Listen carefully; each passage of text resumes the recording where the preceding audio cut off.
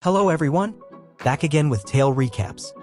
In this video, I'm going to recap one of the science fiction horror films from 2016, titled Cell. Before we get to the storyline, I'd like to wish everyone a happy and great day. Without further review, let's get straight to the storyline. The tale commences at Boston International Airport where Clay, a cartoonist, attempted to reach his family only to find his phone's battery drained. Consequently, he resorted to contacting his wife via the landline. Meanwhile, within the airport premises, numerous individuals began screaming in agony, their ears adorned with phones. A cacophonous noise reverberated, followed by the emergence of foam from their mouths, transforming them abruptly into zombies. Subsequently, they initiated assaults on others, instigating chaos. Panic ensued, resulting in people pushing each other in a frenzied state. Even the girl who had previously contacted the police had metamorphosed into a zombie. Observing the restaurant's chef ruthlessly wielding a knife, Clay approached cautiously, seeking to evade imminent danger. Soon after, guards intervened, engaging in combat with the zombies. Clay discerned that only those engaged in phone conversations had succumbed to zombification.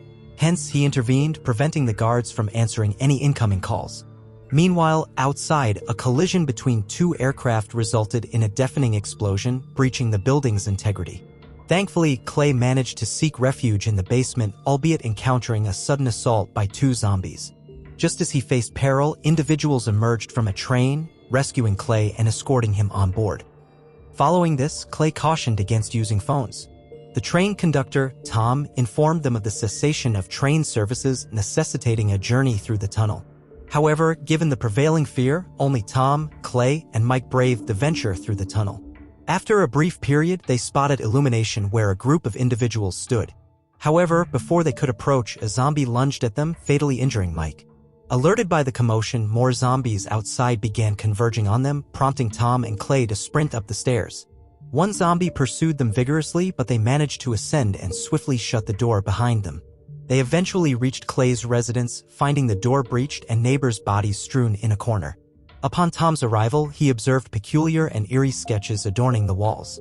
Realizing the landline was defunct, Clay instructed Tom to text his wife from Tom's phone, advising her to stay cautious.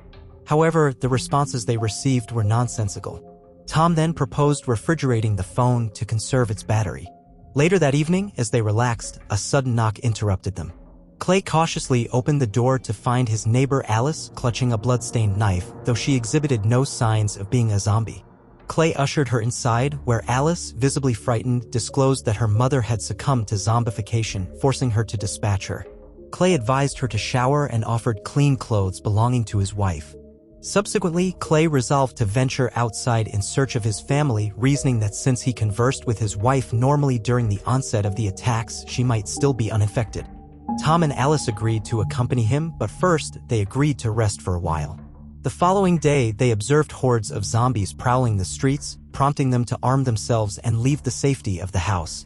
However, they encountered a swarm of zombies outside. Suddenly, two individuals on bikes appeared, diverting the zombies' attention and allowing Tom, Clay, and Alice to flee. As they traversed, they spotted a house where they hoped to procure weapons. Upon cautiously entering, Alice discovered numerous corpses in the basement. Gathering some firearms, they exited. Outside, they encountered a boy accompanied by a dog. When the boy suddenly screamed, indicating he was a zombie, Tom swiftly eliminated him, but more zombies emerged. They fired in all directions and sought refuge in a boat on the lake. As the zombies reached the lake, the setting sun triggered terrifying noises from them, but they eventually departed. Clay and his companions realized that zombies cease activity at sunset. Tom questioned how the zombies always located them. Clay surmised that the boy outside the house must have signaled their location to the other zombies, indicating their interconnectedness. They resumed their journey, walking throughout the day. Upon nightfall, they heard music leading them to an academy where a student named Jordan and the headmaster Charles resided. They learned that as long as the music played, they were safe. Venturing outside, they witnessed hundreds of zombies in a field, emitting music from their mouths and phones. Despite Charles attempting to incapacitate a zombie with an axe, it proved futile. Charles emphasized that if the zombies realized they didn't need to sleep, the world would be doomed. They now had to eliminate the zombies before they awakened. So, they brainstormed the idea of dousing the zombies in gasoline. Subsequently, Tom and Clay began splashing gasoline in the field teeming with zombies from the truck. Later, Charles hurled a flaming arrow into the field, igniting a rapid blaze. As some zombies began to stir, Clay and his companions opened fire, but suddenly the fire engulfed their truck, leading to a devastating explosion that tragically claimed Charles's life. Jordan was profoundly shaken by the incident, but Clay managed to offer him solace despite the immense difficulty. Following this ordeal, they departed from the academy and wandered aimlessly for some time until they stumbled upon an abandoned theater where they opted to seek refuge. Exhausted, they all quickly drifted off to sleep, but Clay was startled awake by voices emanating from the bathroom. Investigating, Clay encountered a man transformed into a monstrous figure, poised to attack.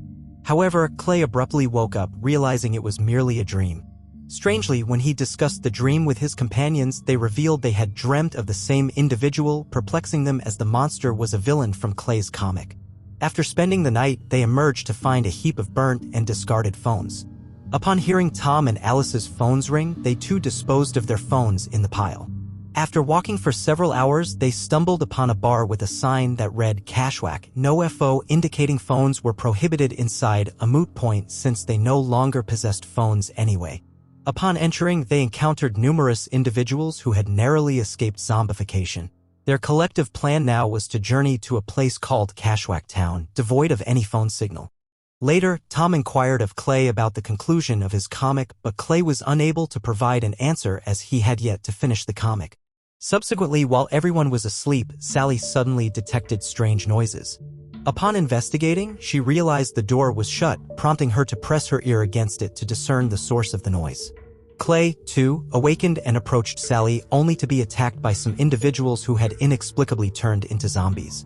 Chaos ensued in the bar as Sally and these individuals transformed into zombies, prompting Clay to defend himself by shooting one of them, with Tom joining in to eliminate the threat.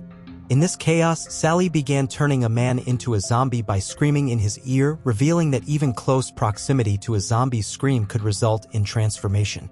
Subsequently, the transformed zombies initiated attacks on the remaining survivors, but Tom and Alice managed to save everyone by engaging in a firefight. Ultimately, Alice put an end to it by striking Sally on the head with a bat. However, it became evident that Alice had sustained severe injuries from the zombie onslaught, prompting them to take her outside into the sunlight. There, Alice drew her last breaths, and after laying her to rest, Tom, Clay, and Jordan embarked on a new journey, unaware that the monster from their dreams was observing them. A few hours later, they stumbled upon a camp where individuals named Ray and Denise resided. They revealed that they had returned from Cashwhack upon learning a phone tower had been erected there the previous year, rendering the journey futile. Later, they discovered that Ray and Denise had also experienced the same nightmare involving the monster. They collectively speculated that eliminating the monster might bring an end to the zombie menace. Then Clay noticed they had captured a zombie who turned out to be Denise's brother. Whenever other zombies approached him, he began screaming, which led Denise and Ray to understand the truth. Suddenly, the zombie started speaking in Clay's son's voice, asking, "When are you coming home, Daddy?" Approaching him, Clay heard the zombie say, "Hi, Daddy," in his child's voice. Quickly, Tom shot him to prevent him from revealing their whereabouts to other zombies.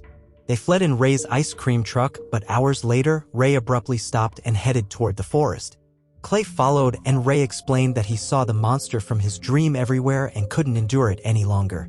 Giving Clay a phone number, Ray instructed him to call it at the right moment. Then, a bomb exploded, claiming Ray's life. Later, they reached Clay's deserted house, finding a note on the fridge from his son, revealing his mother had turned into a zombie and he was going to Cashwhack. Enraged, Clay vented his frustration by breaking things. When he entered the storeroom, he was ambushed by the monster from his dream. Weakened by its power, Clay was rescued just in time by Tom. Now, the monster targeted Tom, so Clay fiercely struck it with a stick. Tom shot the monster, revealing it to be Clay's wife, shocking him deeply. Clay contemplated calling the number given by Ray. While outside, Tom noticed the truck was loaded with bombs, set to detonate upon dialing the number. Clay resolved to go to Cashwhack alone to find his son, entrusting Tom, Denise, and Jordan with his wife's car keys to go to Canada. He gave Jordan spray paint to mark their path and bid farewell before departing in the truck. Arriving at Cashwhack, he encountered thousands of zombies encircling the tower. Driving into them, he confronted the monster, driving the truck onto it, then shooting blindly into the crowd. Hearing his son's voice, he charged into the horde, but amidst the chaos, finding his son proved impossible. Finally, he prepared to detonate Ray's phone, but his son appeared. Embracing him, Clay triggered the explosion, ending the nightmare. In reality, however, Clay found himself trapped among the zombies, encircling the tower. If you enjoyed the video, please like and subscribe. See you in the next one.